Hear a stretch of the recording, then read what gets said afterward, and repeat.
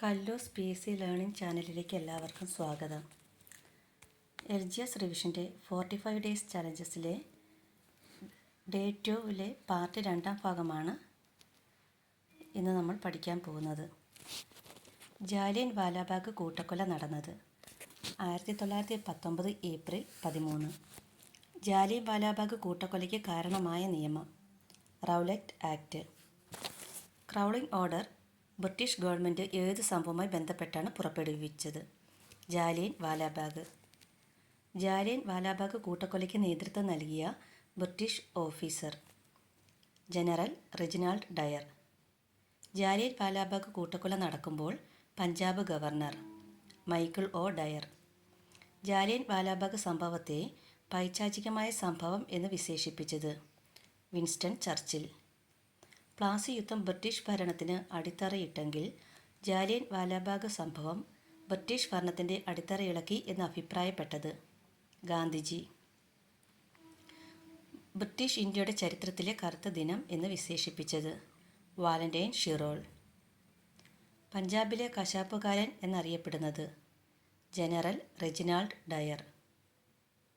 Michael O ഡയറിനെ ലണ്ടനിൽ വെച്ച് വധിച്ച ദേശാഭിമാനി സർദാർ ഉദ്ധം സിംഗ്. ജാലിയൻ വാലാബാഗ് കൂട്ടക്കൊലയിൽ പ്രതിഷേധിച്ച് സർ പദവി തിരിച്ചു നൽകിയ ദേശീയ നേതാവ് രവീന്ദ്രനാഥ ടാഗോർ. ജാലിയൻ വാലാബാഗ് കൂട്ടക്കൊലയിൽ പ്രതിഷേധിച്ച് വൈസ്രോയുടെ എക്സിക്യൂട്ടീവ് കൗൺസിലിൽ നിന്നു രാജിവെച്ച നേതാവ് സി ശങ്കരൻ നായർ. മഹാത്മജിയുടെ ശേഷിയുള്ള 2 കരങ്ങൾ എന്നറിയപ്പെടുന്നത് മൗലാന മുഹമ്മദ് അലി, മൗലാന ഷൗക്കത്ത് അലി. ഗാന്ധിജിയുടെ നേതൃത്വത്തിൽ ഇന്ത്യൻ നാഷണൽ കോൺഗ്രസ് നടത്തിയ ആദ്യത്തെ ദേശീയ പ്രക്ഷോഭം നിസ്സഹകരണ പ്രക്ഷോഭം. നിസ്സഹകരണ പ്രസ്ഥാനം ആരംഭിക്കുവാൻ നിശ്ചയിച്ച ദിവസം പുലർച്ചെ അന്തരിച്ച ദേശീയ പ്രമുഖ നേതാവ് ബാലഗംഗാധര തിലക്. നിസ്സഹകരണ പ്രസ്ഥാനം പിൻവലിക്കുവാൻ കാരണമായ സംഭവം ചൗരി ചൗര സംഭവം. നിസ്സഹകരണ പ്രസ്ഥാനം പിൻവലിക്കുവാനുള്ള തീരുമാനത്തെ ദേശീയ ദുരന്തം എന്ന് വിശേഷിപ്പിച്ചത് സുഭാഷ് ചന്ദ്രബോസ്. നിസ്സഹകരണ പ്രസ്ഥാനം ആരംഭിക്കുമ്പോൾ വൈസ്രോയി ചെംസ്ഫോർഡ് പ്രഭു.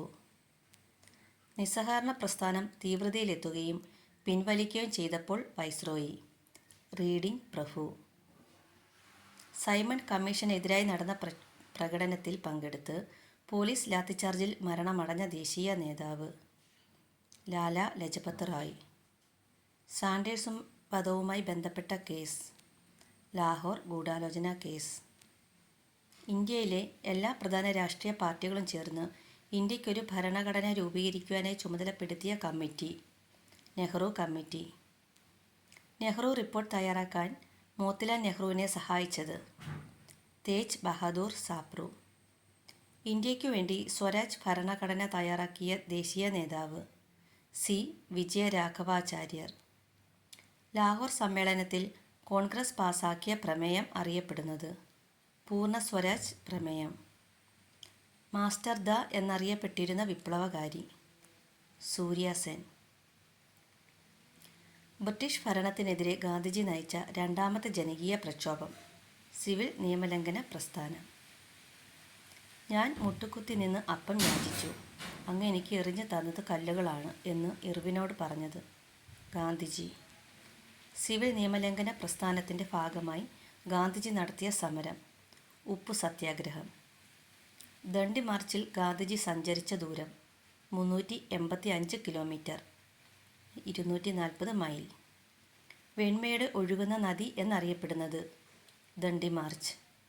ദണ്ഡി യാത്രയിൽ ഗാന്ധിജിയോടൊപ്പം പങ്കെടുത്ത മലയാളികൾ സി കൃഷ്ണൻ നായർ, ടൈറ്റസ്, ശങ്കരൻ എഴുത്തച്ഛൻ, രാഘവ പൊതുവാൾ. ഗാന്ധിജിയുടെ അറസ്റ്റിനു ശേഷം ഉപ്പു സത്യാഗ്രഹത്തിന് നേതൃത്വം നൽകിയത് അബ്ബാസ് തിയാബ്ജി. ഗാന്ധിജിയെ നിയമലംഘനം നടത്തിയതിന് അറസ്റ്റ് ചെയ്തു പാർപ്പിച്ച ജയിൽ യർവാദ ജയിൽ, പൂനെ. റാണി ഗൈഡിലുവിന് റാണി എന്ന ബഹുമതി നൽകിയത് ജവഹർലാൽ നെഹ്റു. ഒറീസയിൽ ഉപ്പു സത്യാഗ്രഹത്തിൻ്റെ വേദി ഇഞ്ചുഡി. എൽബയിൽ നിന്നും നെപ്പോളിയൻ്റെ പാരീസിലേക്കുള്ള മടക്കം എന്ന് ദണ്ഡിയാത്രയെ വിശേഷിപ്പിച്ചത് സുഭാഷ് ചന്ദ്രബോസ്. ദണ്ഡി മാർച്ചിനെ ചായക്കോപ്പയിലെ കൊടുങ്കാറ്റ് എന്ന് വിശേഷിപ്പിച്ചത് ഇർവിൻ പ്രഭു. ദണ്ഡി യാത്രയെ മോശയുടെ കീഴിൽ ഇസ്രായേലുകാർ നടത്തിയ പലായനത്തോട് താരതമ്യപ്പെടുത്തിയത് PC റേ. വട്ടമേശ സമ്മേളനങ്ങൾ നടന്ന സ്ഥലം ലണ്ടൻ. വട്ടമേശ സമ്മേളനങ്ങൾ നടക്കുമ്പോൾ ബ്രിട്ടീഷ് രാജാവ് ജോർജ് അഞ്ചാമൻ. ഒന്നാം വട്ടമേശ സമ്മേളനത്തിൽ പങ്കെടുത്ത പ്രതിനിധികൾ 89. കോൺഗ്രസ് പങ്കെടുത്ത വട്ടമേശ സമ്മേളനം. രണ്ടാം വട്ടമേശ സമ്മേളനം. രണ്ടാം വട്ടമേശ സമ്മേളനത്തിൽ ഗാന്ധിജിയുടെ ഉപദേഷ്ടാവായിരുന്നത് മദൻ മോഹൻ മാളവ്യ. ഒന്നാം വട്ടമേശ സമ്മേളനം നടക്കുമ്പോൾ വൈസ്രോയി ഇർവിൻ പ്രഭു. രണ്ടും മൂന്നും വട്ടമേശ സമ്മേളനങ്ങൾ നടക്കുമ്പോൾ വൈസ്രോയി വെല്ലിംഗ്ടൺ പ്രഭു. മൂന്നാം വട്ടമേശ സമ്മേളനത്തിന് എത്തിയ പ്രതിനിധികളുടെ എണ്ണം 46. 1935 ഗവൺമെൻറ് ഓഫ് ഇന്ത്യ ആക്ടിന് കാരണമായി തീർന്ന വട്ടമേശ സമ്മേളനം. മൂന്നാം വട്ടമേശ സമ്മേളനം. 1934 ബോംബെയിൽ ചേർന്ന സമ്മേളനത്തിൽ കോൺഗ്രസ് സോഷ്യലിസ്റ്റ് പാർട്ടി രൂപീകരണത്തിന് നേതൃത്വം നൽകിയത് ജയപ്രകാശ് നാരായൺ. 1937 മദ്രാസ് മുഖ്യമന്ത്രിയായത് C. രാജഗോപാലാചാരി. 1940 വ്യക്തി സത്യാഗ്രഹത്തിലെ ആദ്യത്തെ വ്യക്തി സത്യാഗ്രഹി വിനോബ ഭാവെ. ദില്ലി ചലോ പ്രസ്ഥാനം ഏത് സത്യാഗ്രഹവുമായി ബന്ധപ്പെട്ടിരിക്കുന്നു? വ്യക്തി സത്യാഗ്രഹം. ക്രിപ്സ് മിഷൻ്റെ പരാജയത്തെ തുടർന്ന് കോൺഗ്രസ് ആരംഭിച്ച സമരം ക്വിറ്റ് ഇന്ത്യ സമരം. ക്വിറ്റ് ഇന്ത്യ എന്ന ആശയം അവതരിപ്പിക്കപ്പെട്ട ഗാന്ധിജിയുടെ പത്രം ഹരിജൻ. ക്വിറ്റ് ഇന്ത്യ പ്രമേയം പാസാക്കിയ കോൺഗ്രസ് സമ്മേളനം ബോംബെ സമ്മേളനം. ക്വിറ്റ് ഇന്ത്യ പ്രമേയം അവതരിപ്പിച്ച നേതാവ് നെഹ്റു. ക്വിറ്റ് ഇന്ത്യ സമരത്തെ തുടർന്ന് ഗാന്ധിജിയെയും ഭാര്യ കസ്തൂർബയെയും പാർപ്പിച്ചിരുന്നത് പൂനെയിലെ ആഗാഖാൻ കൊട്ടാരത്തിലെ ജയിലിൽ. അഹമ്മദ് നഗർ കോട്ടയിൽ തടവിൽ കഴിഞ്ഞ കാലത്ത് ജവഹർലാൽ നെഹ്റു രചിച്ച കൃതി ഇന്ത്യയെ കണ്ടെത്തൽ. ഇന്ത്യ ഗവൺമെൻറ് മാതൃ സുരക്ഷാ ദിനമായി ഏപ്രിൽ 11 ആചരിക്കുന്നത് ആരുടെ ജന്മദിനമാണ്? കസ്തൂർബ ഭായിയുടെ. ക്വിറ്റ് ഇന്ത്യ സമരകാലത്ത് സീക്രട്ട് കോൺഗ്രസ് റേഡിയോ എന്ന പേരിൽ രഹസ്യ റേഡിയോ പ്രക്ഷേപണം ആരംഭിച്ചത് ഉഷ മേത്ത. Thank you.